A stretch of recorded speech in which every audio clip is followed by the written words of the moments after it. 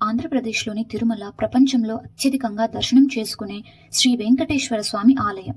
రోజుకు వేల మంది, సంవత్సరానికి కోట్ల మంది దర్శనం చేసుకుంటూ ఉంటారు. కానీ ఈ ఆలయ చరిత్ర, నిర్మాణం, సాంప్రదాయాల్లో ఇంకా చాలా మందికి తెలియని నిజాలున్నాయి. ఇవి కల్పితం కాదు, చరిత్రలో నమోదైన సత్యాలు, భక్తులు అనుభవించిన అనుభవాలు. ఈ రోజు తిరుపతి బాలాజీ పూర్తి నిజమైన కథ తెలుసుకుందాం. ఆంధ్రప్రదేశ్లోని చిత్తూరు జిల్లాలో ఉన్న శేషాచలం అడవులను తిరుమల పర్వతాలు అంటారు. పురాణాల ప్రకారం ఇవి ఆదిశేషుని రూపంగా భావిస్తారు. తిరుమల వెంకటేశ్వర స్వామి ఆలయ నిర్మాణం ఒక్క రోజులో కాలేదు. 9వ శతాబ్దం నుండి 16వ శతాబ్దం వరకు పల్లవులు, చోళులు, విజయనగర రాజులు ఆలయాన్ని అభివృద్ధి చేశారు. ముఖ్యంగా శ్రీకృష్ణదేవరాయలు చేసిన విరాళాలు శాసనాల్లో ఇప్పటికీ కనిపిస్తున్నాయి. భక్తుల విశ్వాసం ప్రకారం ఇది స్వయంభూ రూపమని భావిస్తారు. ఈ విధంగా తిరుమల ఆలయం చరిత్ర, సాంప్రదాయం, భక్తి కలిసిన పవిత్ర స్థలం. తిరుమలకు వెళ్లేందుకు 2 నడక మార్గాలు ఉన్నాయి. అలిపిరి నుంచి సుమారు 9 కిలోమీటర్లు, దాదాపు 3550 మెట్లు. శ్రీవారి మెట్టు నుంచి సుమారు 2.1 కిలోమీటర్లు, దాదాపు 2388 మెట్లు. బస్సులో తిరుపతి నుంచి తిరుమల వరకు సుమారు 22 కిలోమీటర్లు, అంటే 45 నిమిషాల ప్రయాణం పడుతుంది.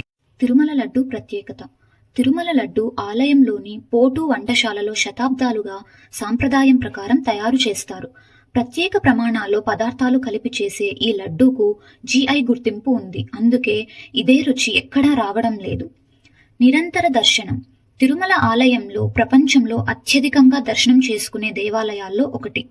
సాధారణ రోజుల్లో వేల మంది, పండుగల సమయంలో లక్షల మంది భక్తులు వస్తారు. ప్రపంచం నలుమూలల నుండి భక్తులు రావడం ఈ ఆలయ ప్రత్యేకత. శ్రీనివాసుడి అప్పు కథ. పురాణాల ప్రకారం శ్రీనివాసుడు కుబేరుడి దగ్గర అప్పు తీసుకున్నాడని చెబుతారు. అందుకే విరాళాలు ఇచ్చే సాంప్రదాయం ఉంది. ఇందులోని భావం మన సంపాదనలో కొంత భాగం దానం చేయాలి అని సందేశం. గర్భగుడి నిర్మాణం. గర్భగుడి నిర్మాణం వాస్తుశాస్త్రం ప్రకారం చేశారు. రాళ్ల అమరిక, గోడల మందం, పైకప్పు ఆకృతి వల్ల లోపల శబ్దం తగ్గి ప్రశాంతత అనిపిస్తుంది. సముద్ర శబ్దం అనుభవం. కొంతమంది భక్తులు గర్భగుడి వెనుక సముద్రం తరంగాలు శబ్దంలా వినిపించాయని చెబుతారు. ఇది అద్భుతం అని నమ్మేవారు ఉన్నారు. కానీ నిర్మాణ ప్రతిధ్వని లేదా గాలి ప్రవాహం వల్ల కూడా అలాంటి శబ్దం రావచ్చు. శతాబ్దాల సాంప్రదాయాలు. సుప్రభాత సేవ, తోమాల సేవ, అర్చన వంటి నిత్య పూజలు శతాబ్దాలుగా ఒకే విధంగా జరుగుతున్నాయి. వేల సంవత్సరాల సాంప్రదాయాన్ని కాపాడుతూ అదే మంత్రాలు, అదే నియమాలు కొనసాగుతున్నాయి.